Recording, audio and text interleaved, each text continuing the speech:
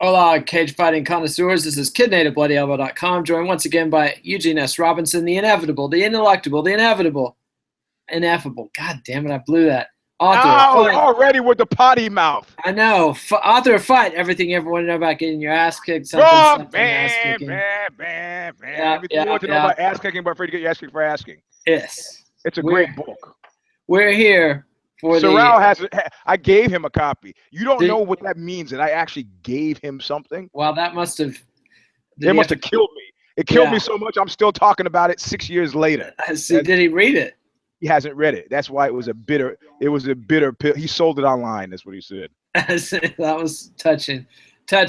All right, so we're here for the Care Don't Care preview of UFC Fight Night 92, aka UFC Fight Night Rodríguez versus Caceres. That's right, Bruce Leroy is headlining a UFC card. Eugene versus Sixto Rodríguez. Yes, Sixto.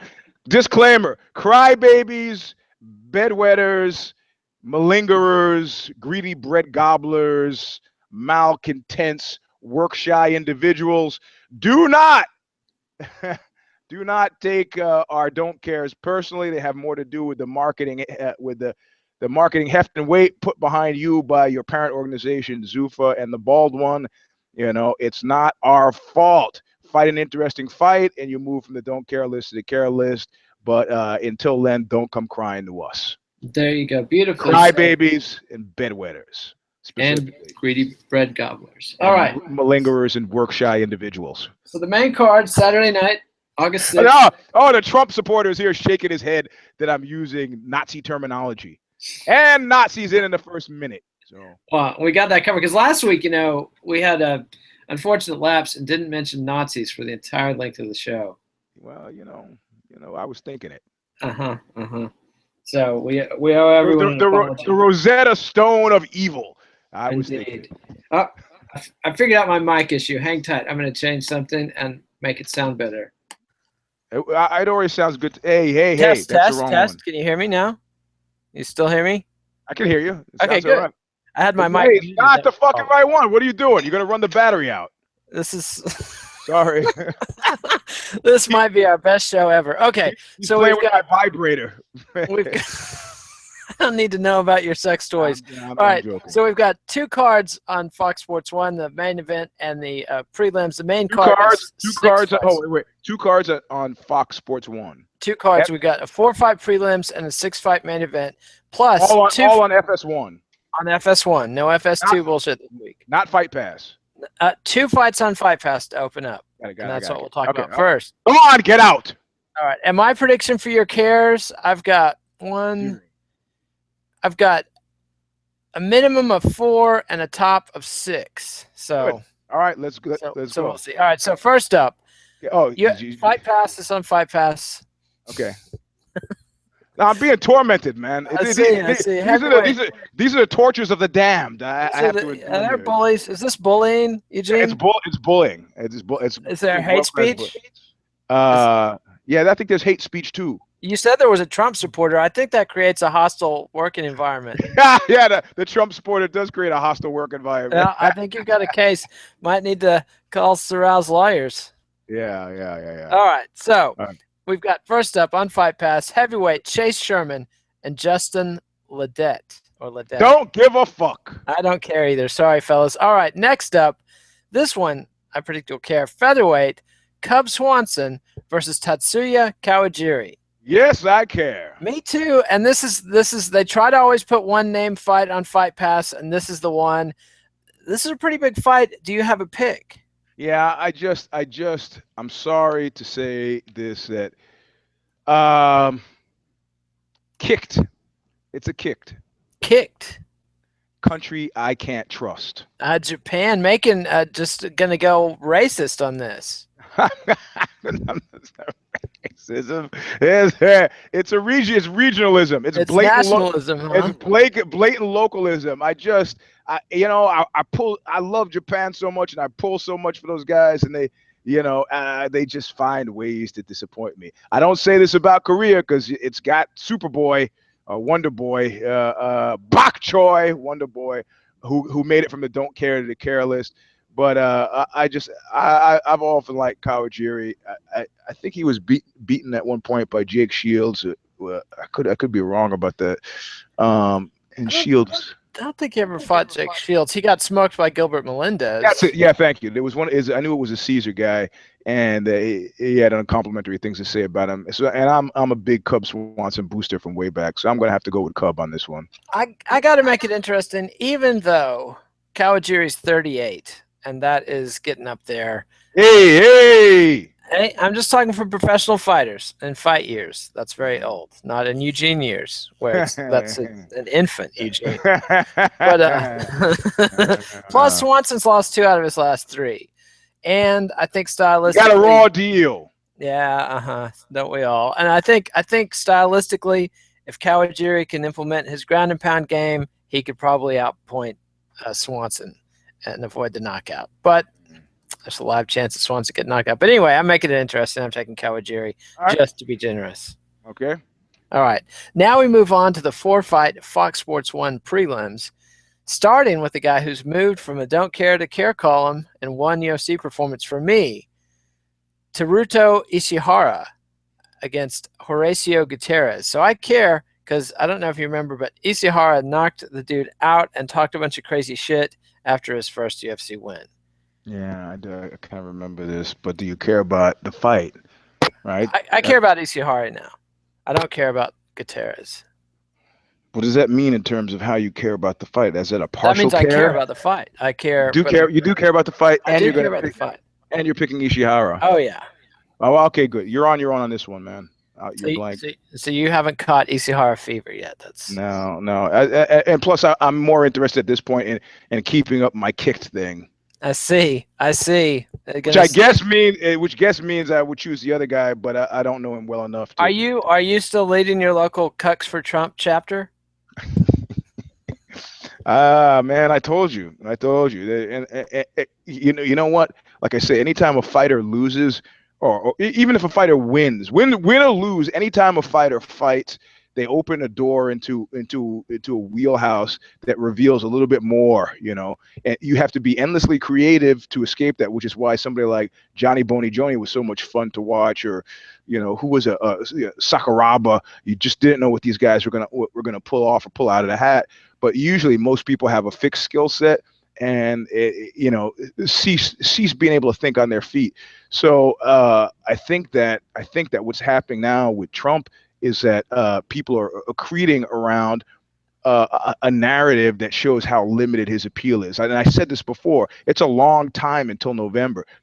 Honestly, do you think that the guy, how many times is he going to use the word disaster as a modifier? Oh, Obama's economic policy, it's a disaster. The country is a disaster. The judges, the judiciary, it's a disaster. Hillary is a disaster. Here, jailer, killer. Okay, now we're 4 days in, man. What do you got for the other 3 months and 3 weeks? The shit doesn't play, and this other stuff sticks, and it's not. People go, can he get beyond this? Like he's gotten beyond somebody else. It's not so much getting beyond at this point. It's just, carrying the weight of, It's not this. It's she's a hog. It's not this. It's the making fun of the crippled journalist. It's not this. It's the rapist and the drug addicts thing. It's it is the weight of everything, and he's got to drag this through to fucking November. So where am I? I don't know. You just it's like you were sitting in on one of your Cucks for Trump meetings. Oh, Cucks for Trump. Thank you. Yeah, you start off with the Cucks for Trump. So I mean, I think at this point, even the guy here who just disappeared into the shower room, who's a Trump supporter, he is like, I mean, and you can't even go back to, well, it's the media anymore. It's binary, man. The media is not making him say this stuff. The media may be choosing to cover what he's saying, but not making him say this stuff. There you go. It has been a remarkable collapse, and I look forward to seeing the poll numbers next week because I think we're going to see his numbers diving. Apparently, Ishihara got on the mic and said he does it all for the bitches. That's right. And so this kid, I'm telling you, I think if you watch this one and pay close attention, he will be a care. We'll see. But he's a care for me. All right, moving right up. Lightweight, David Teymur versus Jason Novelli. David Teymur, wasn't that the guy who played the bodyguard in Clockwork Orange? The bodyguard in Clockwork Orange. Oh, no, that's the guy, David Proust, who became Darth Vader. Oh, yeah, good. All right, okay, I got confused. So David Teymur and who else? Jason Novelli. Don't give a fuck. No, me neither. Me neither. I thought about making a Father Guido Sarducci joke, then I realized no one watching has any idea who that is. So, I love Father Guido Sarducci. I know, he was a great one. Heavyweight, Viktor Pešta versus Marcin Tybura. Don't care. Me neither, although it could be fun. It's heavyweights. All right, now we've got welterweight, Dominique Steele against Court McGee, Ultimate Fighter winner. Oh yeah, I care because of Court McGee, and any man in the opiates is a man after my own true heart. But I don't really give a fuck in the outcome. So what does that mean? Well, historically we've categorized those as cares. It's a care, but then when it comes down to picking a winner, I could not care less who wins. I see. So that we're hair splitting now. This is getting complicated. It is. No, because the system is if the fight comes on and somebody says something to me in another room and I have to get up, do I leave or do I pay attention? And I can leave and pay attention. Which means I'm not expecting super cool things to happen in the fight. You could also say who won the McGee fight, which and I would be just as happy. Yeah, but I still think that's a care. I do too. I think that's a care because that's more than you're going to do for the David Teymur fight. Correct. So that's a care. And do you feel like picking Court McGee? No. I don't trust him, man. I don't either. Junkies can't trust him. Even ex-junkies. Okay. Maybe even so not Court McGee. Yeah, I don't know. Dominique Steele's not exactly setting the world on fire either, though. But sorry. No matter, I don't care. I can't trust McGee. I just can't. Okay, well, I'll take McGee if you'll take the other dude. Okay, good. All right. So now we're on to the 6-fight Fox Sports 1 main card, and remember, this is going to be one of those painful Fox Sports 1 death marches. So you're going to see all the same advertisers over and over again, plus weird local ones that your local Fox affiliate picks up. So, God. Yeah, and lots of them. We've got women's strawweight, Maryna Moroz against Danielle Taylor. Don't care. Me neither. Sorry, ladies. All right, middleweight, Trevor Smith and Joe Gigliotti. Don't care. Me neither. All right, now we've got welterweight, Zach Cummings against Santiago Ponzinibbio. The bloggers. You know what? You guys have actually chalked up enough don't cares that actually I will not be fooled. I don't care. You don't care. I like Ponzinibbio. Yeah, that's what you say, man. And it's like, I don't know. I mean, I'm not expecting much. I'm not expecting much. He's one of these guys. His last 3 fights have all been TKOs. One, he was on the receiving end. 2, he delivered. So, I don't know. I think he's become a fun fighter. Although I'm glad I am not live blogging the fight because that. Hold on. Do you care about Ponzinibbio? There you go. Sorrel doesn't care. No, Sorrel's abandoned the ship already. So it's the Trump supporter.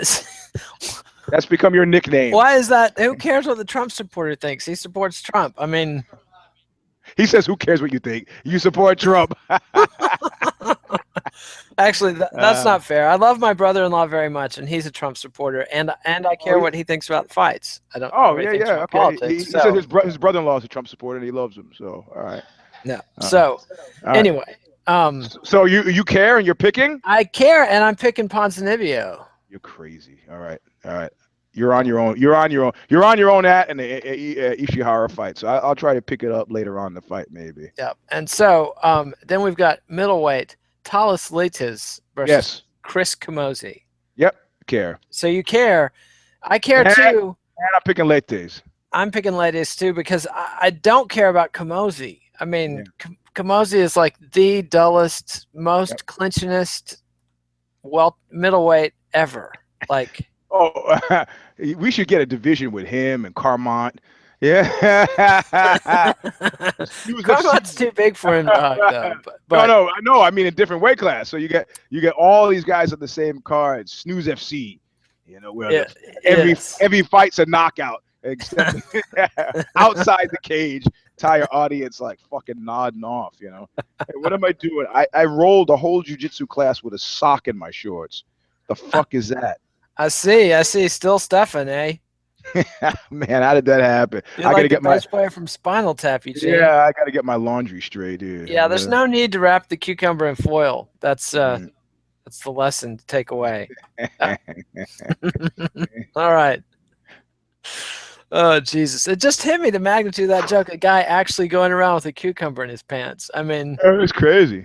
Yeah. All right. So hey, I was with some woman once, and I'm pawing at the bra, and she's like, no. And I'm like, come on, no. Let me go to the bathroom first. And then I get the bra, off, and then like tissue paper falls out. I see. I think it's like, okay, if you're not lactating and you're not 12, 13, it was almost a cue the clown music moment. I see. Did she have butt padding on too?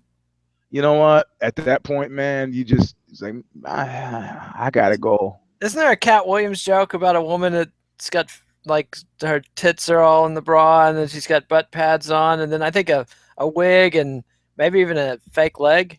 There are no Cat Williams jokes. It's true. Although he's continued his downward spiral. That's what I mean. That's what I mean. Filed. Yeah, it's sad. Sad. All right. So, and he wasn't even that good in his heyday. You know what I mean? No. He was pretty mediocre. All right. So you're picking Leites. Yep. Yeah, I got to pick him too, and I'm hoping for a knockout. But see, we've chewed through this whole card already. There's only 2 fights left, so feel free to talk about whatever you want to talk about. We've got time to kill. All right, featherweight, Dennis Bermudez versus Rony Jason. I know a guy named Jason Rony, who you may have remembered as a singer, the second singer for Social Unrest. We talk about this every time this comes out. Of course. You know what? I'm gonna be fucking. I'm one, and say I don't. You don't care, even with Dennis Bermudez in there. Sorry, man. Sorry. You know what? Alanis Morissette is a name I know too, and I don't give a fuck whether she lives or dies. I see. What about Steve Coogan? I like Steve Coogan. Have you seen his latest, The Italian Trip, which was a sequel to The Trip, where he and another British comedian travel around and do restaurant reviews? It's like these British TV shows they turn into movies. Anyway. Oh, no, I got it. Was it good? It's very good. I would recommend the first one, The Trip, over The Italian Trip, which is the sequel and which is inevitably not as good. But he does it. Did you see Tristram Shandy, the movie he made of Tristram Shandy? No. Well, I was a big fan, and then he was like going out with Courtney Love, and I was like, this will not stand. Do you remember when Courtney Love blamed Steve Coogan for Owen Wilson's overdose or suicide? Yeah, I do remember that as well. Yeah. I mean, when Courtney Love calls you out as a bad influence on Owen Wilson, that says you're probably a pretty bad influential kind of guy. I'm not buying that because I have friends. I'm like 1 degree of separation from Owen Wilson, and I hear things. I see.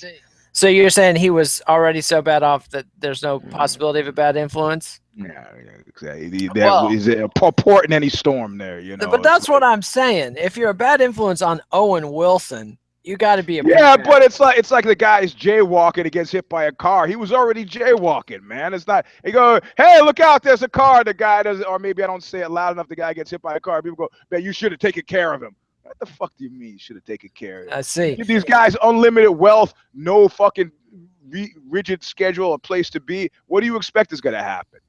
Yeah. I mean, like I keep telling you, you do a few movies, you start getting these royalty checks. I mean, houses in Los Angeles are fucking cheap comparatively speaking because it's an episodic economy. You're up, you're down. That's why I know a guy, he does nothing but lease cars there, right? Why do you fucking lease a car? He goes, because people base your success on the year of the car you have. If you have a 2000 Mercedes-Benz, they know, oh, he hit big in 2000 and he's had nothing since then. That's why everybody's leasing new cars. So it seems like I just hit, or I can create the illusion. I just say, you don't have to. Owen Wilson doesn't have to do shit for the rest rest of his life. That's what that means. A night at the museum movies, he's getting checks every single fucking month, like I'm getting for Leonard Part 6, except they're like 1,000 times bigger. And so that would be like $50 if they were. Yeah, even orders of magnitude bigger. So what are you gonna do with your time?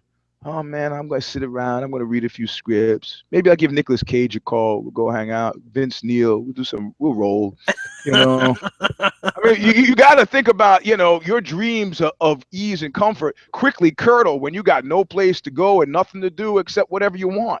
Fuck it. He should get back to writing scripts with Wes Anderson, I think, because those were the best Wes Anderson movies. I've never heard your take on Wes Anderson movies. What's your? He's got an interesting shtick, but he's one of those guys who he's like one of I tell you now, you know that band Big Country? Mm-hmm. You know what the guys in Big Country do every time somebody mentions U2? Yeah, I can only imagine. They're at home. They're like, what? And that's how I feel about Wes Anderson.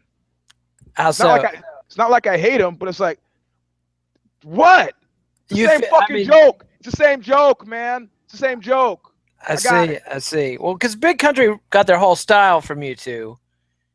So you got your whole style from Wes Anderson?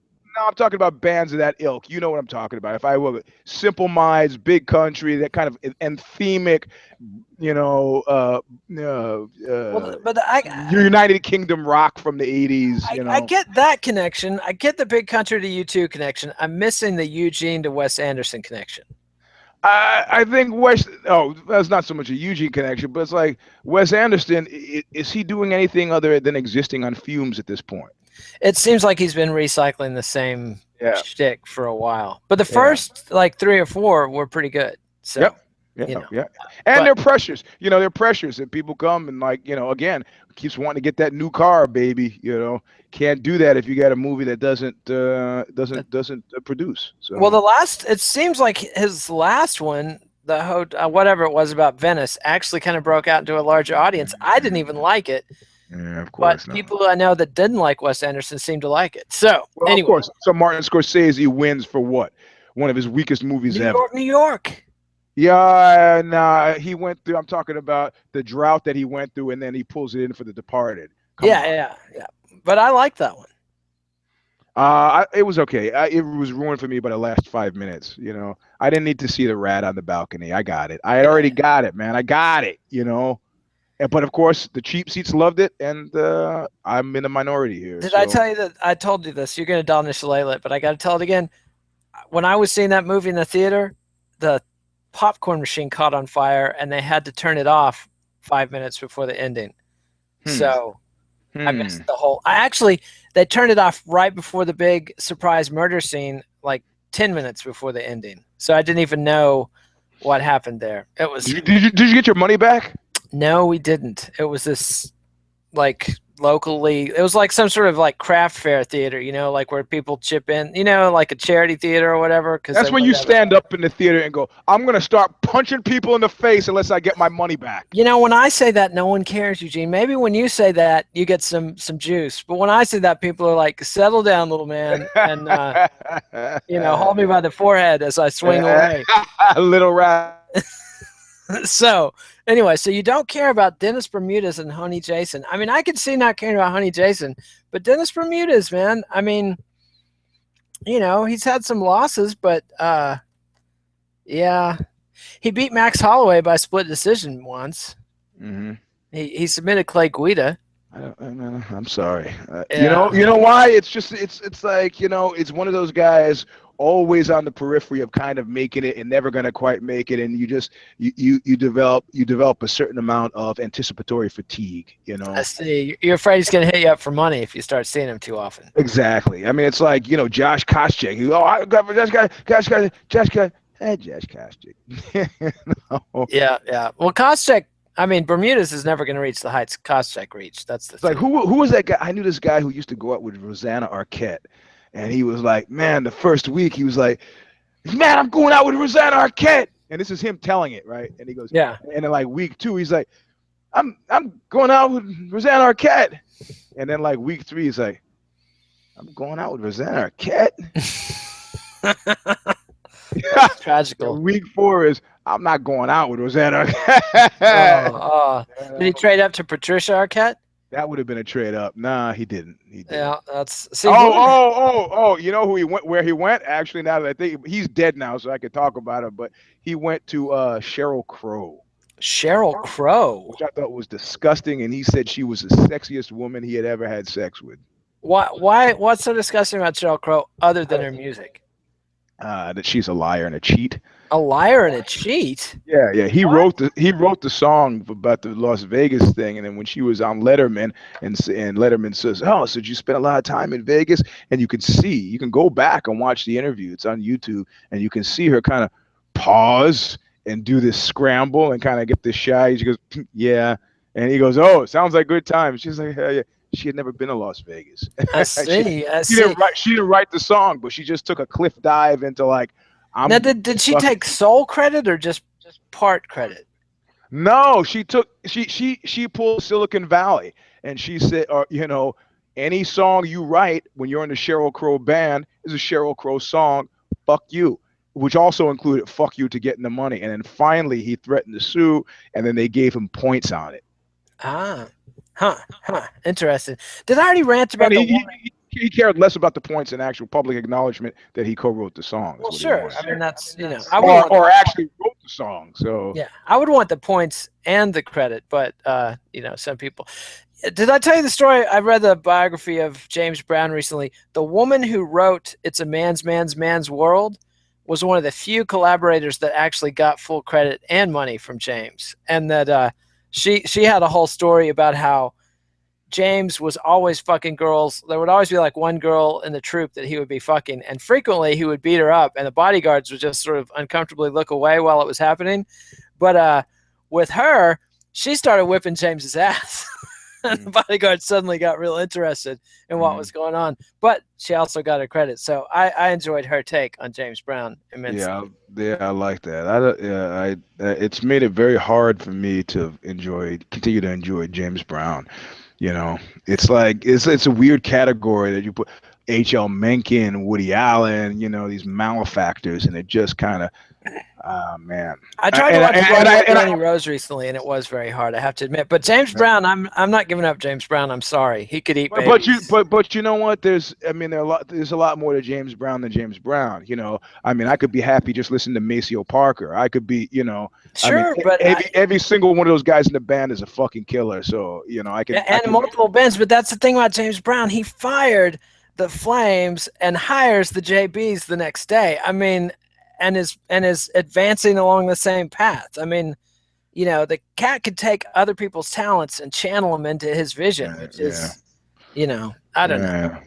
Yeah, he's a horrible asshole, but great music. I don't know. He didn't, at least as far as I know, he didn't molest children. That's a big plus. All right, so now we're moving on to the main event. Yair Rodríguez versus Alex Bruce Leroy Caceres. Yeah, I care. Yes, because I like Caceres. Not Yair Rodríguez. And I like Yair Rodríguez actually too. I like both these guys. So it's a care. I mean, I'm mystified that it's a headliner. I'm glad it is. Good for them. I think it's a bridge fight to of course the following week. But I'm down. I'm in, and I'm gonna pick Caceres. You're picking Caceres? Eugene. It's completely crazy, but he's almost a friend of Knuckle Up because I had his brother who's also a fighter on the show.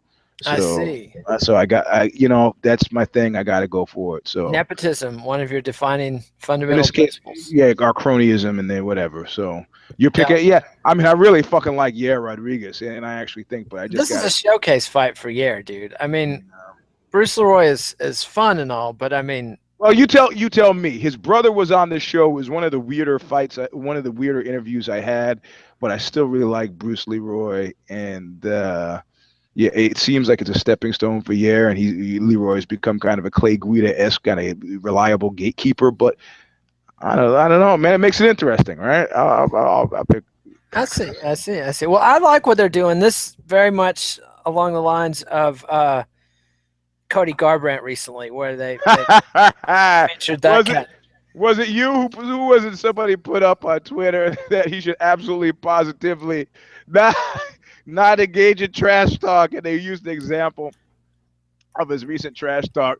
Maybe he was talking about, I don't know who he was talking about, but it was the most mangled metaphor ever.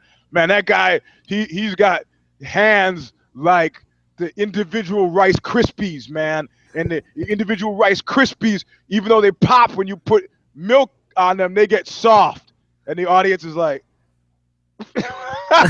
yes, that wasn't me, but I think it was one of our blood. I think it was Zane Simon, maybe, that because Garbrandt has extremely limited trash talking, and he also, I think he plagiarized some Uriah Faber trash talk and used it against Dominic Cruz too. Which I mean, that's like me using Charles Nelson Riley jokes. And what are you doing, man? Who doesn't use Charles Nelson Riley jokes? It's not like Uriah Faber is anybody you want to be crib noting from, you know? Hey, I mean, you know, if I mean, wouldn't you want to be Uriah Faber if you're an up-and-coming young fighter? That's the guy had a pretty good run. And if you're an up-and-coming young comic, Charles Nelson Riley, I mean, he had a square, like a permanent square, you know? Like, he had his own chair on the match game. I mean, like. That's right, match. Oh, man. Remember? I mean, I feel bad. I sort of feel bad about those moments. But do you remember, like, I'm sure you had those moments where you'd be like Hollywood. I mean, I can't even imagine it now that there was a time when 4 hours blown on sitting around watching like shit that you hated. Like, what is the thing with the numbers, the letters with Vanna White? Oh, yeah. Wheel of Fortune. Why would I hated that show, but it was see, that was one you would watch while mom was cooking supper, and you know, then. Well, but you see, this is how the remote has actually changed things for the better, because there were a lot of times I ended up watching TV because I was too lazy to get up and change the channel. Those were the days. Or turn the TV off. So I was just like, Yeah, as a kid, I was never excited about the Hollywood Squares of the match game, but I did watch them faithfully, and I came to love them. And now I look back very fondly on that whole Nipsey Russell, Charles Nelson Riley, that woman with the cigarette voice that was always on the show. Was that not Joanne Worley? But it might have been. Yeah. But yeah, no, I and then of course there was the Vanna White appearance in Playboy. Yes, we will not talk about. Vanna was in a different category. But anyway, but what they're doing with Yair Rodríguez is similar to what they did with Cody Garbrandt and Thomas Almeida. Because when that headliner came up, I was like, what is this? And then it was the great fight, and it built Garbrandt.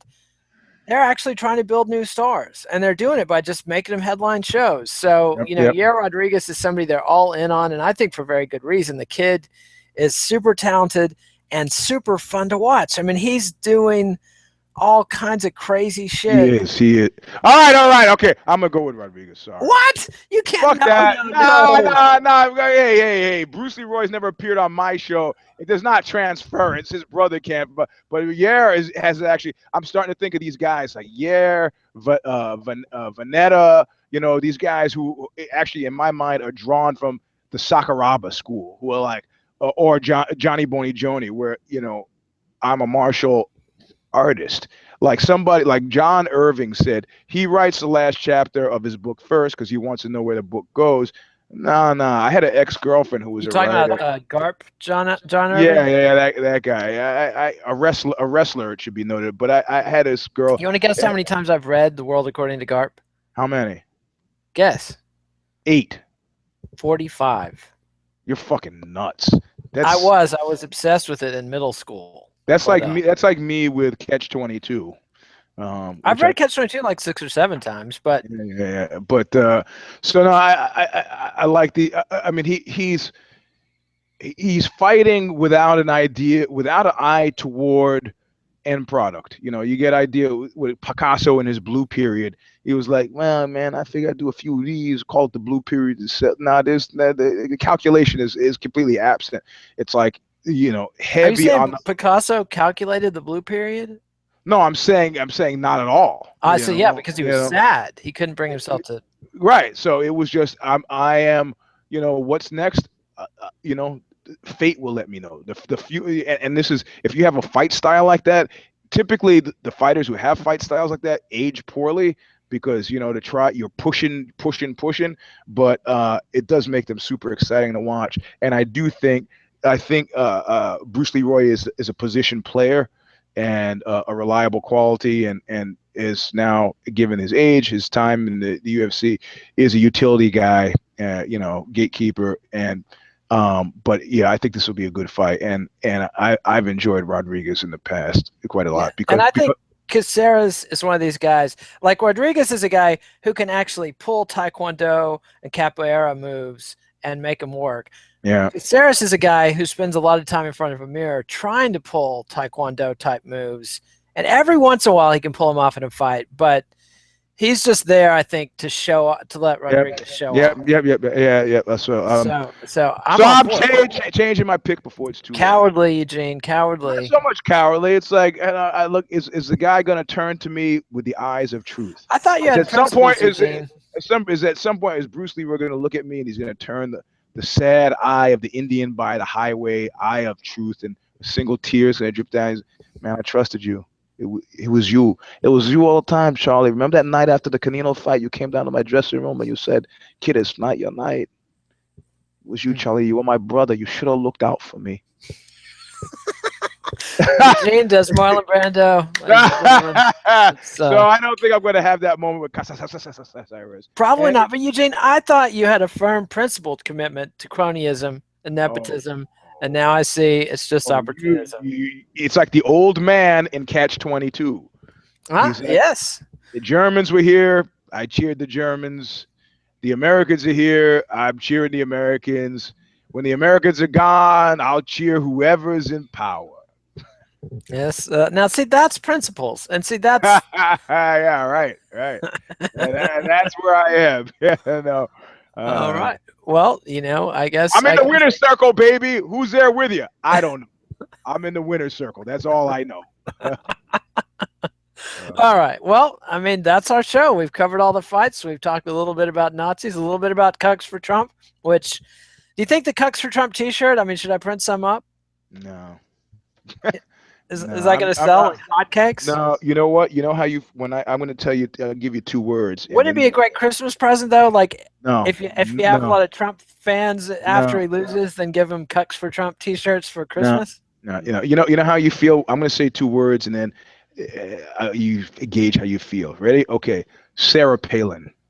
Sarah Palin. Yeah, you know how you feel immediately. How you feel? How you? MILF. That's what. Okay, there's something wrong with you, but they already did the porn knockoff with her lookalike. So what do you need? All they had to do is put glasses on a brunette. That's. Hey, you know what? This guy, I'm doing the sex column for Ozzy, Sex with Eugene, and some guy wrote and said, "Yeah, I want to go to see a hooker. What should I do? I don't want to get busted in the street, and how do I handle this?" He's recently went through a divorce, and it gave me the occasion to remember that website, Frugal John. Frugal John.